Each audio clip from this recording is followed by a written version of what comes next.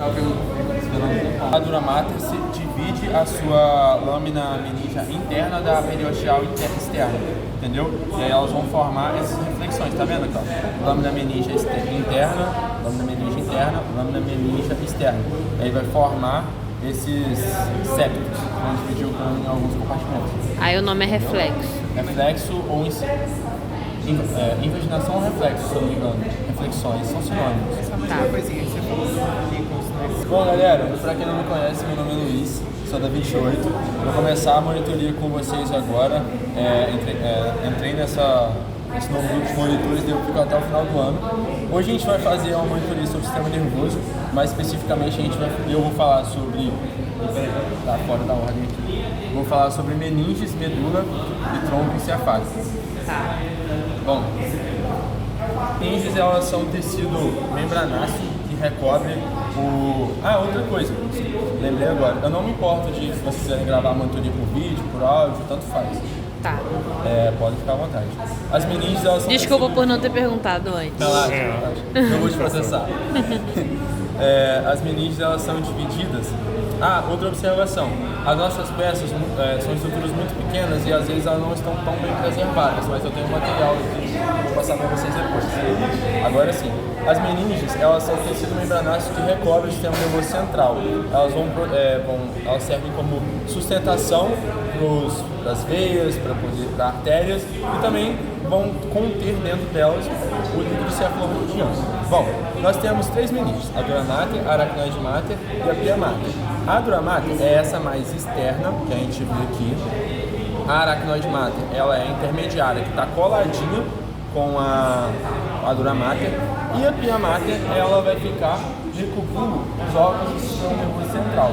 Ela é bem transparente e ela... Aqui, ó, tá vendo? Essa região aqui que parece que ela está descolando, que aqui está mais escura, aqui está mais clarinho.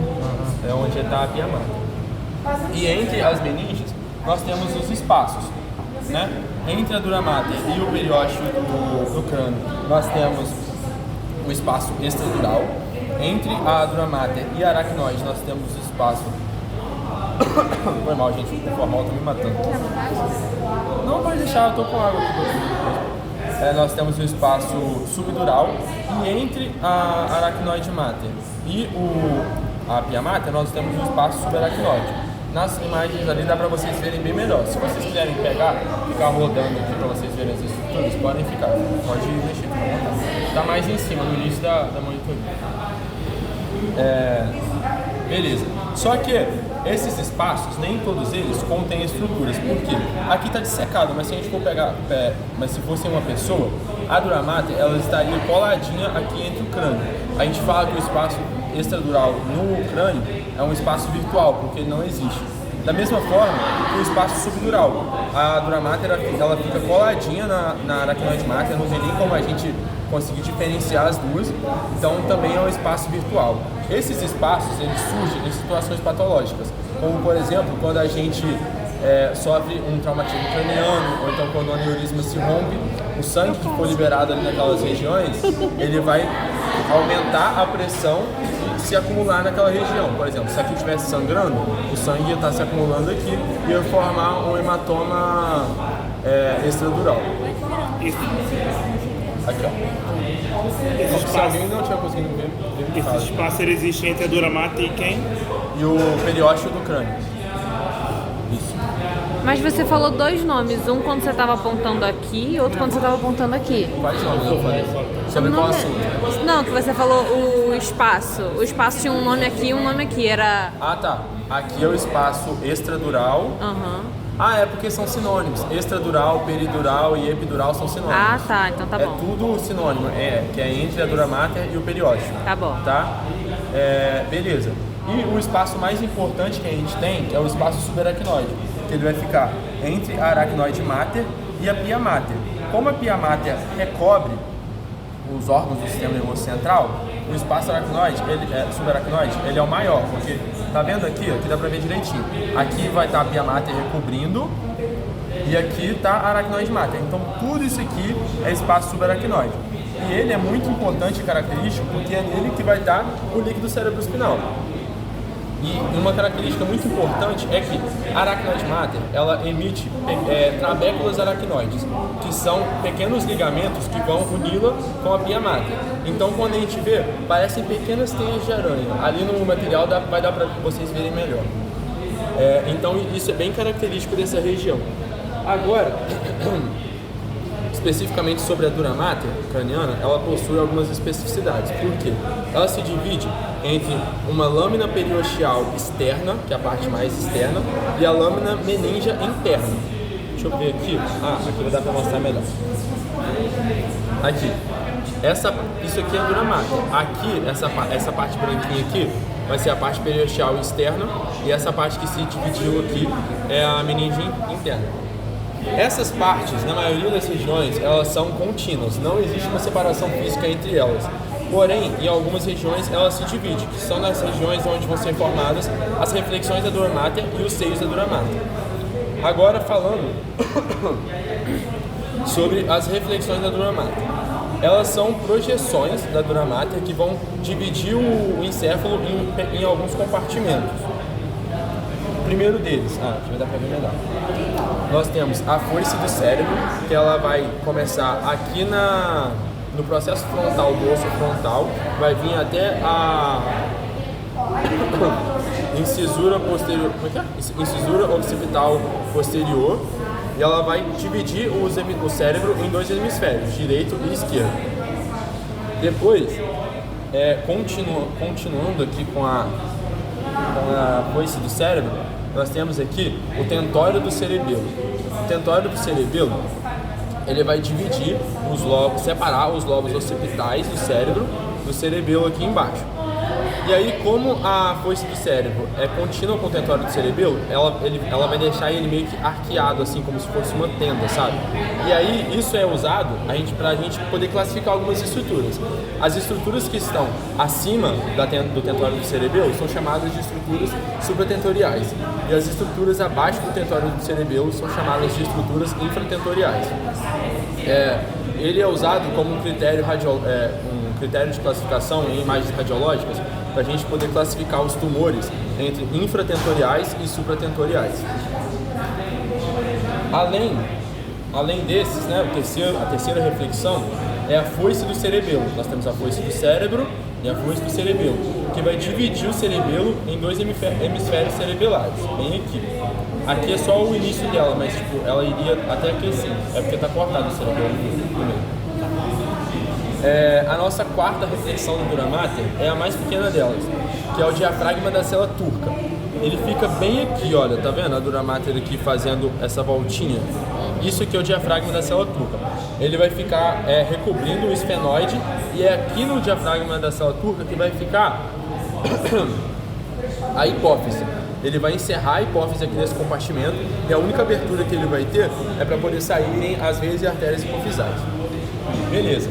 Só que quando essas reflexões são formadas, né, quando a lâmina meningia interna forma essas reflexões, ela cria pequenas aberturas triangulares que... cria pequenas aberturas triangulares. Essas aberturas formam os seios da dura mater.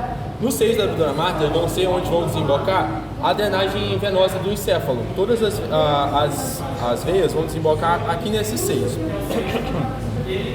Vou falar para vocês agora quais são. Aqui, na margem superior da foice do cérebro, nós temos o seio sagital superior. Acreditem em mim, ele está aqui. Eu sei que não dá para ver porque ele tá embaixo disso aqui, ó. Aqui também tem imagem, vocês vão conseguir ver. Se quiserem ir mexendo aí para ver, pode mexer. Tá aqui, ele vai começar aqui também no processo frontal do osso frontal e vai terminar aqui na confluência dos seios. Eu já vou explicar o que é. Na margem inferior da foice do cérebro, nós temos o seio sagital inferior. Ele vai terminar bem aqui na união da veia magna cerebral. Veia magna cerebral ou cerebral magna? Agora eu estou em dúvida. Tem aqui no material também para consultar depois. E aí ele vai terminar bem aqui, onde vai começar o seio reto. O seio reto, ele vai ser formado a partir do seio sagital inferior, com essa veia que eu falei, e vai terminar também aqui na confluência dos seios. Bom, Além desses seios, nós temos também o seio occipital. O seio occipital vai fazer a drenagem do sangue venoso do sistema nervoso central da parte que vem do canal vertebral. Ele vai fazer a drenagem do plexo venoso vertebral interno, que vai estar no espaço epidural. Eu vou explicar de novo quando eu falar dos espaços entre as meninges na coluna vertebral. E ele vai terminar também aqui na confluência dos seios. Deixa eu ver quais que eu falei. Seio occipital. Ah, beleza. Aí, aqui nós temos a confluência dos seios, que é onde vai ter essa reunião da drenagem que vem do seio sagital superior, sagital inferior com o reto e occipital. É essa região aqui, ó. Não, só dá pra ver aqui mesmo. Confluência dos seios. Confluência dos seios, isso mesmo. É esse tipo um forame, entre aspas, assim, espaço dentro.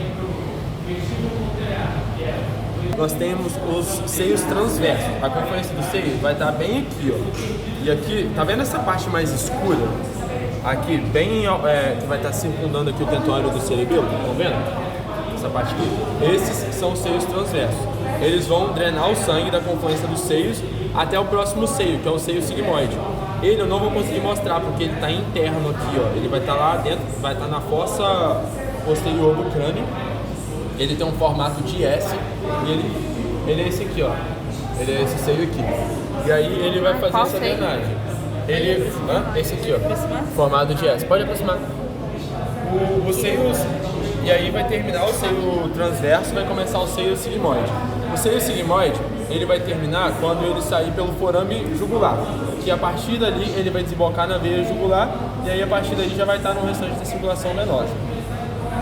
Perfeito. Um outro seio que eu não vou conseguir mostrar para vocês é o seio cavernoso, que ele fica aqui no esfenoide, mas tipo assim, não tem peça para eu poder mostrar para vocês, mas eu coloquei ele explicando direitinho o que ele é.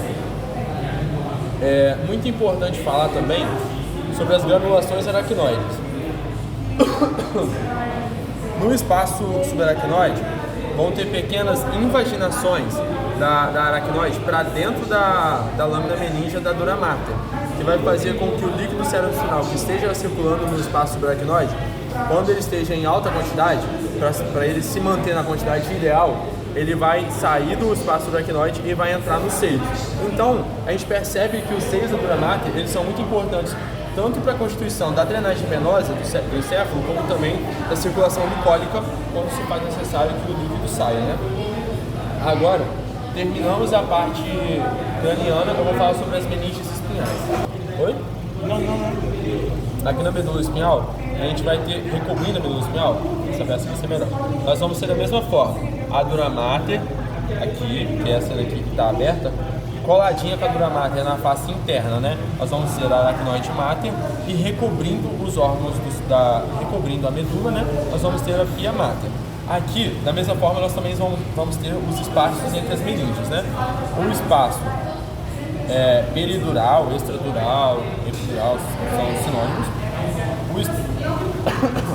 O espaço subaracnoide, o espaço subdural primeiro, e depois o espaço subaracnoide, que vai ser aqui, ó, tá vendo? Aqui, a face externa é a dura mater, a face interna é a aracnoide mater colada. Entre a aracnoide mater e as raízes aqui isso aqui é a caudeclina já, né? Entre a caudeclina vai estar o espaço subaracnoide, entendeu? Tá. Deixa eu ver aqui. Beleza, só que aqui nós vamos ter algumas diferenças. Por quê? Enquanto aqui no crânio o espaço subdural, extradural e o subdural, eles são espaços virtuais, ou seja, tanto a dura mater está colada com o periósteo do crânio, quanto a dura mater está colada com a aracnoide, aqui a gente vai ter algumas diferenças. Por quê? O espaço extradural aqui, ele é um espaço real. Dentro dele, a gente vai encontrar tecido adiposo e às vezes que compõe o plexo venoso vertebral interno, que vai desembocar depois no seio occipital. E o espaço subdural, ele é considerado também um espaço virtual aqui, mas lá ele era colado. Aqui, entre a aracnoide e a dura mater, a gente vai encontrar uma pequena quantidade de líquido que vai ficar ali só para poder evitar a aderência das duas. Sabe quando você pega duas placas de vidro, coloca a água entre elas e depois cola as duas, e aí você vê a água dentro das duas e elas conseguem se movimentar? Olha, eu não tenho muita essa experiência na minha vida, não, Sério, na o Marco verdade. falava disso nas aulas. Mas enfim, Botar água entre duas placas de vocês vidro. vão ouvir o Marco falando disso. Eu Se não passei nas ouviram três, agora, provavelmente. enfim, ignora isso que eu falei então, galera. E aí, enfim, vai ter esse líquido lá no espaço subdural, né? E aí o espaço subaracnoide, como sempre, o mais importante, que tem mais aplicações clínicas, vai ser o maior, né? E agora, terminamos as partes das meninges espinhais e eu vou falar agora especificamente da medula. Aqui, galera, é um corte transverso da medula espinhal e aí a gente consegue ver algumas coisas bem legais, ó. Aquilo que eu tinha falado, o espaço extradural aqui, ele tem algumas estruturas dentro, tá vendo? Ó, tem retiro adiposo, é onde vai estar o plexo venoso, tá vendo? Ó? Tem algumas estruturas, ele não é um espaço vazio. Aqui, ó. Aqui. E aí aqui, aí não vai dar pra ver, né? Porque aí aqui tá a dura mater, tem a aracnoide mater coladinha com ela e aí subaracnoide, que não vai dar pra ver. Mas dá pra ver também o espaço não é subaracnoide não, subdural. Não, entre a aracnoide e a pia mater. Entre a dura e a aracnoide, espaço subdural, que não dá pra ver, né? Porque elas estão coladinhas. Aí aqui na parte de dentro, sim, Então, o é espaço isso que eu falei, subaracnoide. Perdão. Aqui a gente vai conseguir ver o espaço subaracnoide entre a aracnoide e a pia mater. E aí a gente consegue ver as trabéculas aracnoides. Tem poucas, mas você vai conseguir ver, ó.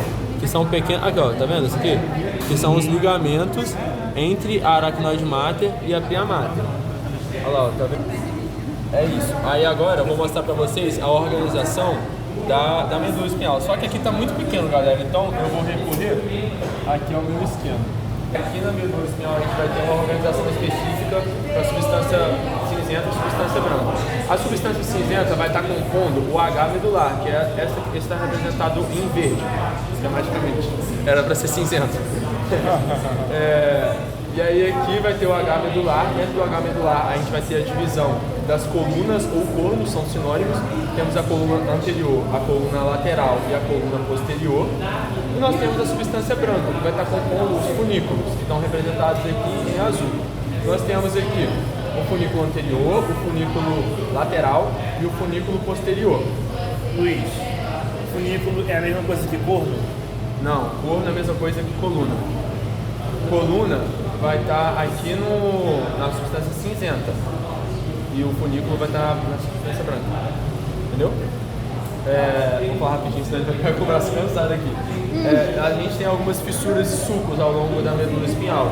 Aqui nós temos a fissura mediana anterior, da mesma forma que separando os dois funículos anteriores, da mesma forma tem o sulco mediano posterior, separando os funículos posteriores. Aqui, onde vão entrar as fibras nervosas que vão fazer a conexão com a substância cinzenta, vai ter o sulco lateral anterior e aqui também, aqui na raiz dorsal e aqui na raiz ventral vai ter o sulco lateral posterior. E aqui, dentro do funículo posterior... Luiz, desculpa, na frente é dorsal e atrás é ventral? Eu sei. Não, é porque, aqui ó, é confuso mesmo, gente. Aqui, a vértebra tá aqui, sabe? Sim. Essa aqui é as nossas costas. Então aqui, as raízes dorsais vão entrar por trás, entendeu? São as raízes... Nossa, fugiu o nome agora. Aferente. Aferente dorsal. Dorsal é aferente. Isso mesmo. Vai entrar por trás e a aferente vai sair por aqui. Então, essa é a parte de... Essa é a posterior. Presta aqui. É aqui, ó. Opa. Alguém desce aqui, por favor. Entendeu? É porque tá de cabeça pra baixo. não. Se vocês... Eu tirei essa imagem do livro do Machado. Vocês podem confirmar lá, gente. Mas é contra-intuitivo. Eu também acho estranho, porque tipo, aqui tá o corpo da vértebra, né? Então, tipo assim, o corpo da vértebra Tá mais atrás. próximo à raiz dorsal. Tá? Dorsal, exatamente. Então, aqui pra cá seria a raiz ventral, pra cá seria dorsal. Então certo seria segurar o tablet mesmo, não? Não. Essas não Aqui, são ó. as costas da pessoa e aqui a frente da pessoa? Isso. Não, ao contrário. As costas estão pra cá. Ah, é? As costas são pra cá e a frente pra cá? É confuso mesmo. Eu também fiquei com... Eu também achei Porque eu estranho. lembro dele... Posterior, aqui mais medialmente, a gente vai ter o fascículo grácil e mais lateralmente vai ter o fascículo cuneiforme. Vou voltar a falar deles quando eu for falar de bulbo. Tubular, mas ela não é regular durante todo as suas dimensões. A gente vai observar aqui na transição entre o segmento cervical e torácico a intumescência cervical, que ela é formada pelas grandes raízes nervosas que vêm do plexo braquial, né? Como o plexo braquial ele vai ser responsável principalmente pela inervação dos membros superiores. Como é necessário um grande número de fibras nervosas para a gente poder realizar os nossos movimentos finos, de manusear objetos, fazer as nossas atividades cotidianas, é necessário um grande número de fibras nervosas para poder fazer essa inervação. Por isso o plexo braquial é um plexo bem grande, com muitas fibras, e que quando essas raízes desses nervos, dos nervos, chegarem aqui, ó, elas são mais grossas, então vai haver um alargamento dessa região, na transição entre os segmentos cervicais e torácicos. Da mesma forma que a gente vai ter a intumescência lombar, aqui embaixo. Aqui tá meio difícil de ver, mas aqui no bebê tá dando para ver melhor, ó, tá vendo? Que aqui é mais alargado, essa parte aqui é mais fino, aqui mais larguinho também. Aqui tá difícil de ver a cervical, mas aqui dá para ver melhor. Enfim, e aqui vai ser na transição entre os segmentos lombar e sacral, e vai ser formado pela reunião das fibras que vêm do plexo lombosacral, que é responsável pela inervação dos membros inferiores. É aí que fica a cauda equina? Vou chegar nela agora. É porque a cauda equina é mais abaixo. Vamos lá. Vocês devem se lembrar da aula que a coluna vertebral ela cresce em uma velocidade diferente da medula. E aí o que acontece? A partir do quarto mês de vida, a gente já começa a ter uma diferença de tamanho entre as duas. Inicialmente, os segmentos medulares eles vão estar no mesmo nível que os forames intervertebrais correspondentes por onde eles vão sair. O C1 sai em C1, L2 T2 sai em T2, respectivamente. Só que a medula espinhal, ela termina na transição entre L1, a primeira vértebra lombar e a segunda vértebra lombar. Então, aqui nessa região onde ela termina, é o cone medular, onde ela se afina para poder terminar. Qual o nome? Cone medular. Aí abaixo... Qual é a região do cone? Aqui, ó, a medula se afinando e acaba aqui. Isso, aqui. E aí, abaixo do cone medular, eu vou encontrar a cauda equina. A cauda equina, ela é formada justamente por esses feixes, essas fibras nervosas, que vão sair, descer, para depois sair pelo forame intervertebral correspondente, entendeu? E aí, essa é uma região muito importante da cauda equina, porque é uma região onde o espaço subaracnoide ele é maior. Por quê? A dura mater e a aracnoide mater, elas vão até a segunda vértebra sacral, que forma o saco dural. Agora, a pia mater, ela só vem até aqui no final da coluna da medula espinhal. Depois dela, ela vai formar o filamento terminal, que é um pequeno filamento delgado que vai chegar até aqui no final. Mas aí, aqui dentro, no espaço aracnoide, a gente vai ter só essas estruturas. Então, é um espaço muito explorado na clínica para a gente poder realizar procedimentos. Porque se eu usar uma agulha para poder fazer uma perfuração aqui, o risco de lesionar a medula é muito grande. Mas aqui não, porque aqui o espaço é muito maior. Então, ele é usado para a gente administrar medicamentos, poder líquido, aplicar anestesias, por exemplo, anestesia raquidiana, peridural. Não, peridural não, desculpa, só raquidiana. Quando você quer, por exemplo, fazer um procedimento de tirar, sei lá, algo da medula óssea, de sangue, essas coisas, é aqui também? Não é aqui não. É outra coisa, não é relacionado com o espaço aracnoide não. Bom, galera, eu vou passar agora para o tronco encefálico. Eu acho que o tronco encefálico ele é formado por 3 estruturas: o bulbo, a ponte e o mesencéfalo. O bulbo ele começa assim, ele começa no plano do forame magno. Ele é um prolongamento da medula espinhal, só que com uma parte, como se fosse uma parte mais dilatada. Tanto é que ele possui algumas similaridades, porque os mesmos sulcos e fissuras que percorrem a medula espinhal vão percorrer também o bulbo, né?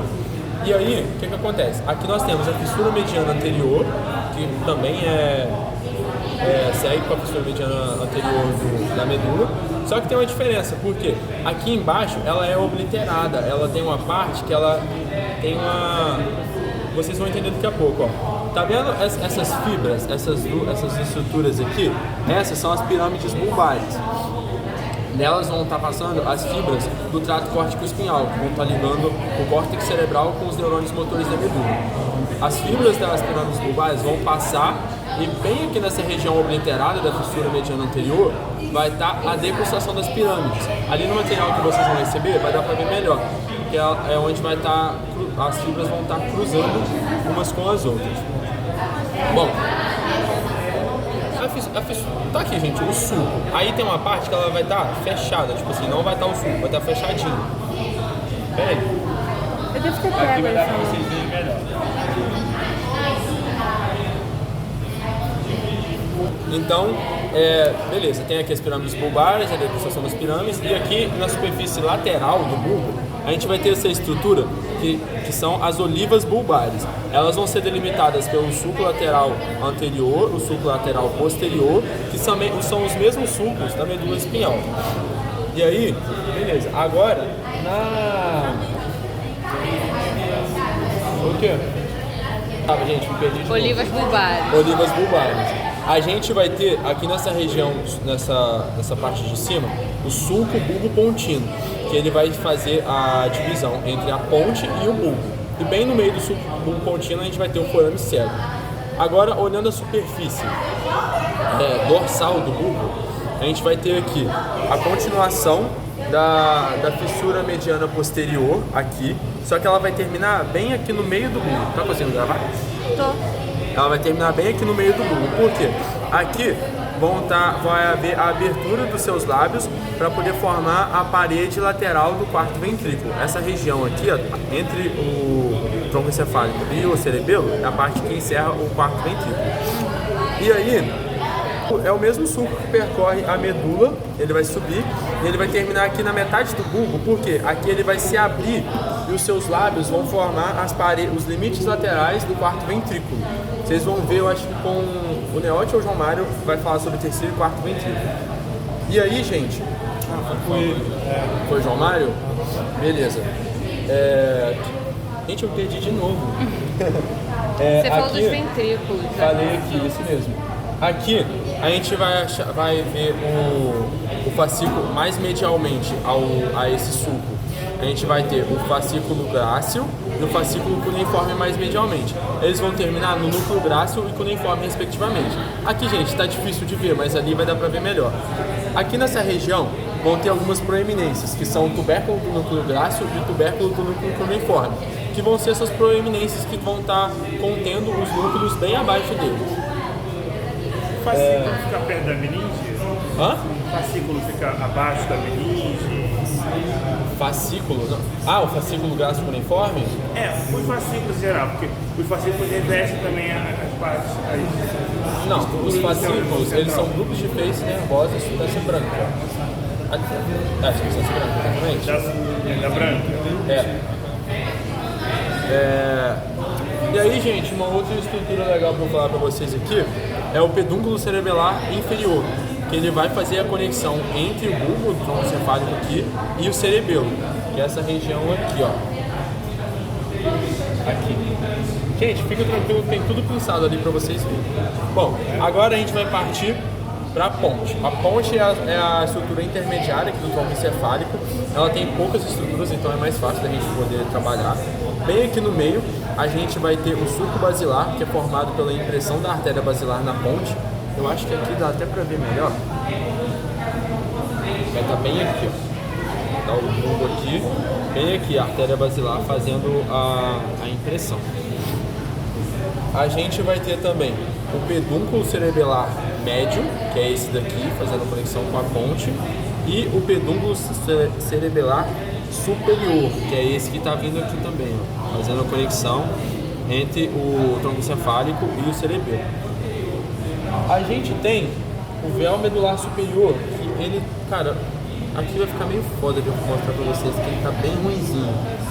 Mas eu acho que vocês vão conseguir ver melhor no que eu pincei ali. Agora a gente vai passar pro mesencéfalo. O mesencéfalo, ele é a estrutura mais superior do tronco encefálico. Aqui a gente consegue observar o pedúnculo cerebral, que vai estar emitindo fibras do tronco encefálico para o fundo do cérebro, aqui dos dois lados, pedúnculo cerebral, pedúnculo cerebral. Aqui, entre eles, a gente vai encontrar a fossa interpeduncular e lá no fundo dessa fossa a gente vai encontrar a substância perfurada posterior. Nessa substância, ela é literalmente uma substância perfurada, porque lá vão estar passando vários vasos que fazem a irrigação dessa região. Deixa eu ver aqui. É o teto do mesencéfalo. O teto do mesencéfalo ele é formado pela lâmina quadrigêmea. A lâmina quadrigêmea são esses 4 colículos aqui. Os 2 colículos superiores e inferiores. Os colículos superiores vão estar relacionados com a via óptica, ele vai fazer associação com fibras da via óptica, e os colículos inferiores com a via auditiva.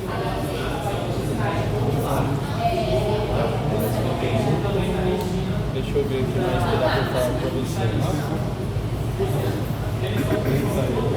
Tudo favorito. Aí aqui, gente, tem uma estrutura muito importante, porque lembra que eu falei pra vocês que aqui tem o 4º ventrículo? Aqui vem o 3º ventrículo cá de cima. E nós temos o aqueduto mesencefálico, que vai fazer a comunicação entre o 3º ventrículo e o 4º ventrículo. Ele vem daqui de cima. Tem uma peça ali com um corte transverso que vocês vão conseguir ver bem melhor, mas ele vai sair daqui e ele vai sair daqui e vai vir bem aqui, ó, abaixo do véu medular superior.